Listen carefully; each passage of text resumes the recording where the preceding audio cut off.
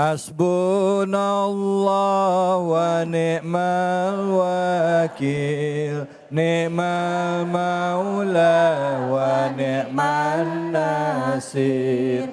Hasbunallah wa ni'mal wakil, ni'mal maula wa ni'man nasir. Hasbunallah wa ni'mal wakil, ni'mal maula wa ni'man nasir. Hasbunallah wa ni'mal wakil, ni'mal maula wa ni'man nasir. Sallu ala Nabi Muhammad. Alhamdulillah, alhamdulillah rabbil alamin. Buat Anda pemirsa iNews dimanapun saja berada dan juga ibu-ibu, bapak-bapak jamaah Masjid Al Muhajirin yang hari ini sudah menyaksikan program ini sejak awal, sudah mendengarkan ya kajian dari guru-guru kita. Nah sekarang saatnya kami memberikan kesempatan untuk bertanya kepada Bapak, Ibu dan seluruh jamaah yang hadir di Masjid Al Muhajirin dan juga yang ada di rumah ya. Silakan bisa melalui medsos. Sekarang kesempatan pertama kami berikan kepada bapak-bapaknya deh. Pak, coba angkat tangannya Bapak yang mau nanya mana? Oh, satu orang. Yang di depan silakan Bapak. Nama Bapak siapa, pertanyaannya apa? Bismillahirrahmanirrahim. Assalamualaikum warahmatullahi wabarakatuh. Waalaikumsalam warahmatullahi wabarakatuh. Nama saya Unang Rahmat dari Majelis Ta'lim Al Muhajirin. Al Muhajirin ya. Izin bertanya Pak Ustadz, Ibu Ustadzah Umi Lulung ya. Sama Abi Amir Faisal. Ya. Pertanyaan saya ini terkait fakta kehidupan. Fakta kehidupan. Fakta kehidupan kadang kita berjumpa dengan orang, berinteraksi dengan orang. Sebenarnya dalam kehidupan sehari-harinya itu suka bikin sulit orang lain. Bikin susah orang gitu. Tapi justru kok hidupnya enak aja. Rezekinya lancar, dimudahkan, anaknya sukses. Kadang seperti itu. Nah itu bagaimana sih Ustadzah? Apakah selalu kebaikan, dapat kebaikan ini di dunia langsung? Atau orang berbuat jahat, orang yang tidak baik itu dapat tanda balasan terhadap keburukannya atau tadi bahkan kebalikannya. Itu saja, terima kasih. Baik, sebentar Bapak. Sebelum terima kasih saya mau tanya, menyulitkannya itu seperti apa ya Bu ya?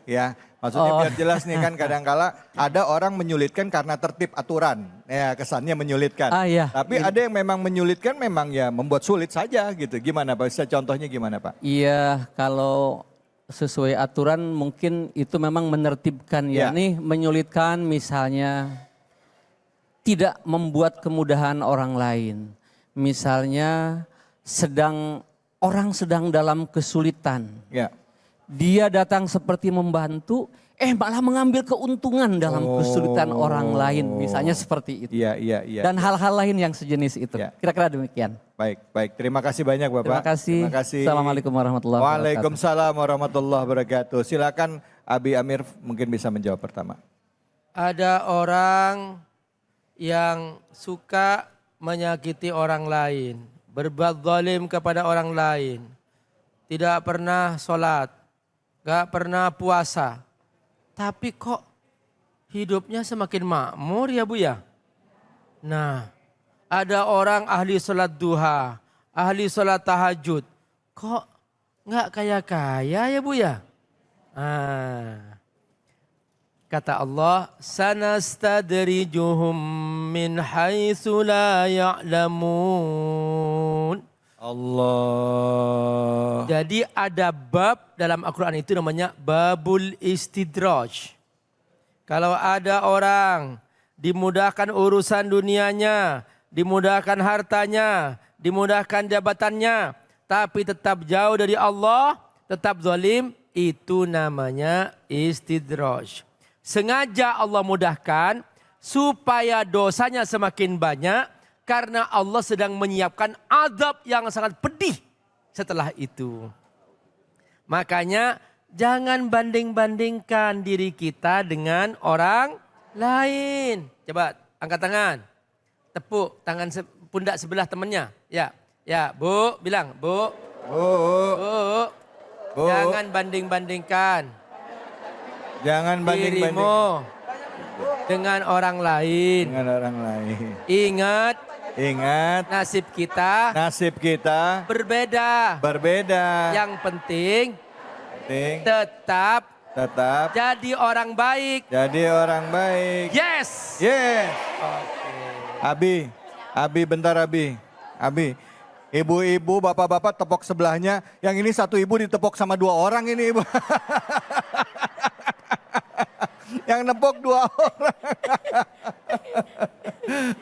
Dia saling tepok. Iya, ini yang nepok 2 orang. Kanan nepok dia, kiri nepok ibu juga. Silakan. Baik, sudah Abi ya. Baik, Bapak sudah terjawab ya Pak ya. Ya baik, mudah-mudahan itu bisa jadi itu adalah istidraj dari Allah. Nah memang kalau kita ibadah itu kan Allah janjikan kita adalah surga fid dunya wal akhirah, ketenangan buat ibadah. Tapi masalah kaya mah bonus ya Pak ya. Ya.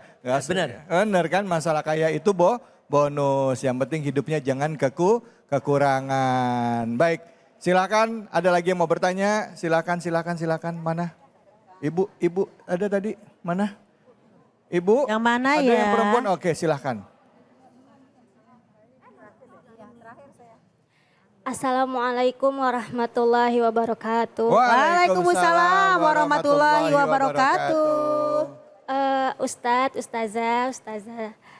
David, saya dengan Anissa Karimah dari Majelis Taklim Miftahul Ulum, izin bertanya. Ya.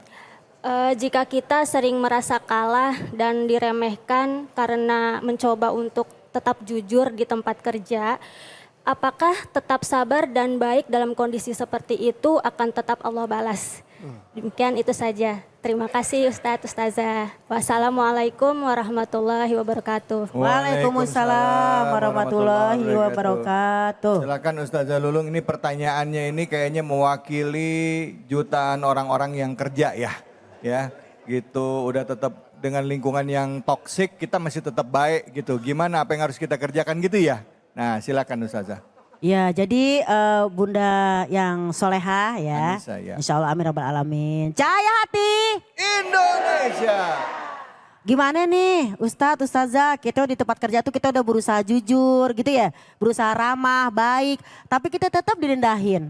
Tetap orang itu kayaknya jahat sama kita. Sementara orang jahat kok kayaknya semakin naik jabatannya kayak gitu ya.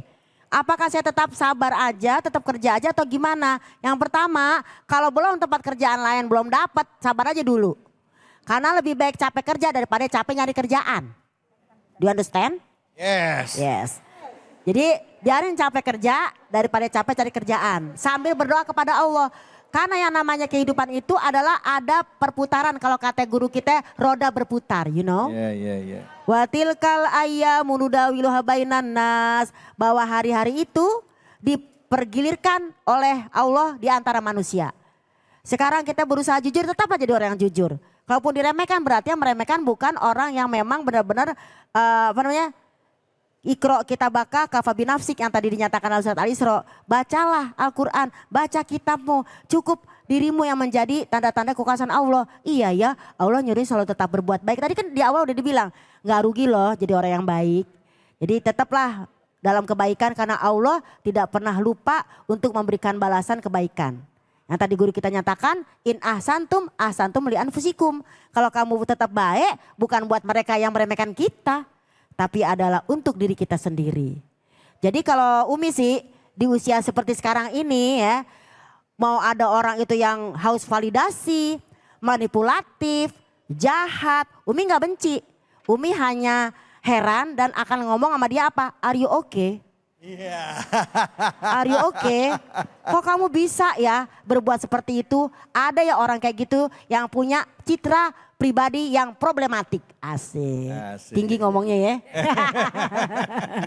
Jadi yang pertama tetap doakan dia. Karena kekuasaan ya adalah milik Allah Subhanahu wa taala. Yang kedua tadi Umi bilang, kalau ada orang yang memang seperti itu kita jangan terpengaruh, kita tetap jadi orang baik. Dan ingat, kasih aja dia pantun biar kita santai. Ikan emas, ikan lele. Cakep. Ikan emas, ikan lele. Cakep. Sorry, aku nggak panas karena engkau sepele. Iya. Terima kasih. Jadi kira-kira Masya begitu Allah. ya. Iya, Ngapain makasih, kita Ya. pekerjaan kita rusak cuman Ya. gara-gara dia. Kan kita pengen membuat diri kita maju dan mulia di hadapan Allah Subhanahu wa Wa taala, ta'ala, bukan baik. di hadapan manusia. Baik, Terima terima kasih banyak Ustazah Lulung. Bu, ikan emas, ikan lele. Asik. Apa Bunda tadi? Sorry, gua nggak panas karena lo sepele. Saya mau ngikutin cuman gaya ngomongnya nggak bisa. Allahu Akbar. Baik, silakan siapa lagi yang mau bertanya? Masya Allah. Ya, di pojok ya. Nama dan pertanyaannya. Bismillahirrahmanirrahim. Assalamualaikum warahmatullahi wabarakatuh. Waalaikumsalam warahmatullahi wabarakatuh. Saya dengan Bu Linda dari Majelis Taklim Asamaniyah. Pertanyaannya Pak Ustadz dan Ibu Ustazah, di zaman media sosial sekarang ini banyak orang menyebar aib Ya. atau ikut komentar dengan hal yang negatif. Ya. Kalau sudah terlanjur, bagaimana caranya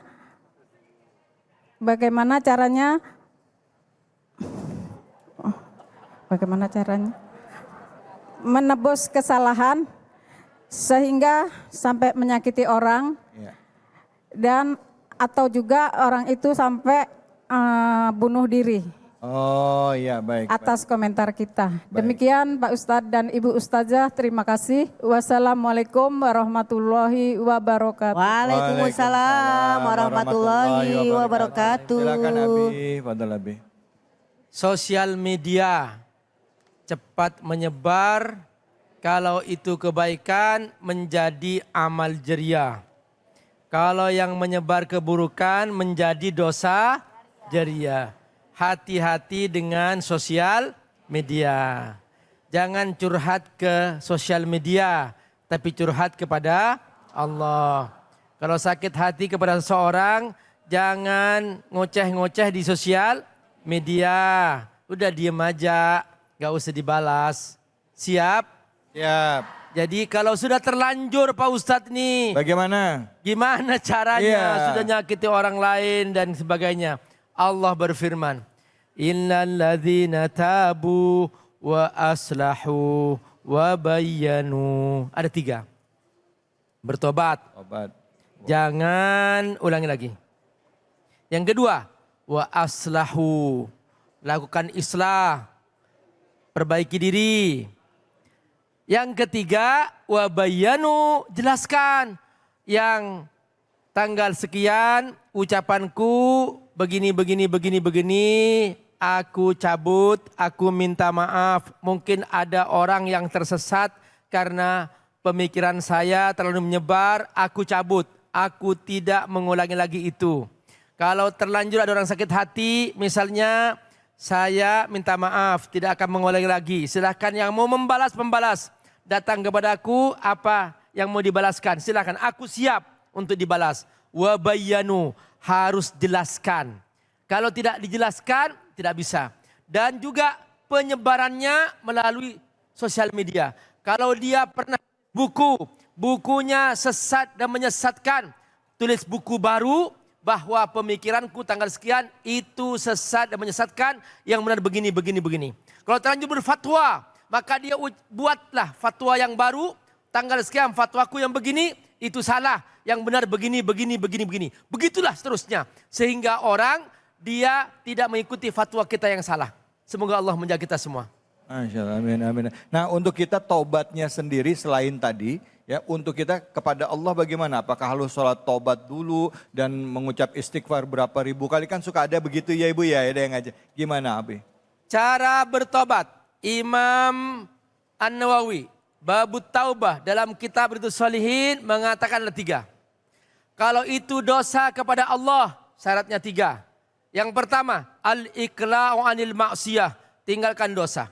Yang kedua, ayyandama ala fi'liha, dia menyesal atas dosa itu. Yang ketiga, ayyazima alla ya'uda ilaiha abada, dia bertekad untuk menjadi orang baik setelah itu. Misalnya dia tidak sholat, maka langsung sholat seperti itu. Setelah itu. Dan langsung dia tidak mengulangi lagi dan menjadi orang baik. Kalau dosa itu kepada orang lain, misalnya punya hutang, maka ditambah yang keempat. Yang pertama, tinggalkan dosa itu jangan sampai tidak mengulangi lagi. Jangan sampai mengulangi lagi. Yang kedua, menyesal. Yang ketiga, bertekad jadi orang baik. Yang keempat, bayar hutangnya. Jangan kemudian nggak bayar.